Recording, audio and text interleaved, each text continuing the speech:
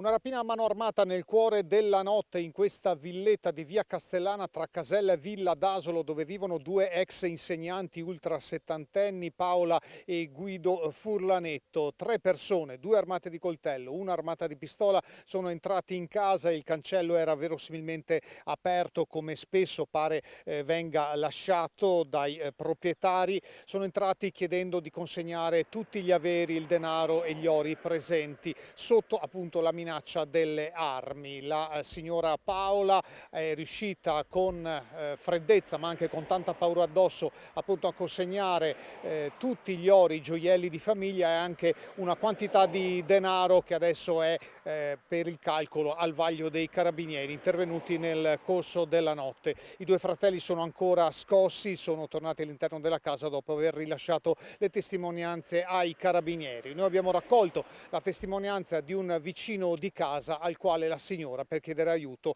ha suonato il campanello nel cuore della notte. Era circa l'una e praticamente la signora, la mia vicina, mi ha suonato il citofono per 2 o 3 volte. Io stavo dormendo, mi sono svegliato, sono uscito, non l'ho vista qua al cancello, mi è sembrata una cosa un po' strana. Poi mi sono affacciato alla finestra, lei mi ha chiamato dal giardino, solo che era al buio, non vedevo nessuno, sentivo la voce e basta. Gli ho chiesto se stava bene e tutto, mi ha detto sì, vieni a vedere una cosa, vieni a vedere. La cosa mi sembrava un po' sospetta e gli ho detto guarda, chiamo i carabinieri, perché ha detto che gli hanno staccato il telefono, chiamo i carabinieri e li avviso e aspetta dentro casa, perché sì, mi ha detto sono venuti i ladri, sono venuti i ladri. Le due vittime, descritte come persone riservate, non hanno voluto rilasciare dichiarazioni. Stando al racconto di un terzo fratello, non avrebbero subito percosse o violenze fisiche, ma sono ancora sotto shock per quanto accaduto, un fatto inedito nella zona. Avete avuto in zona recentemente o nel passato episodi di furti, rapine? No, in zona, qui nelle nostre case, qui vicino no.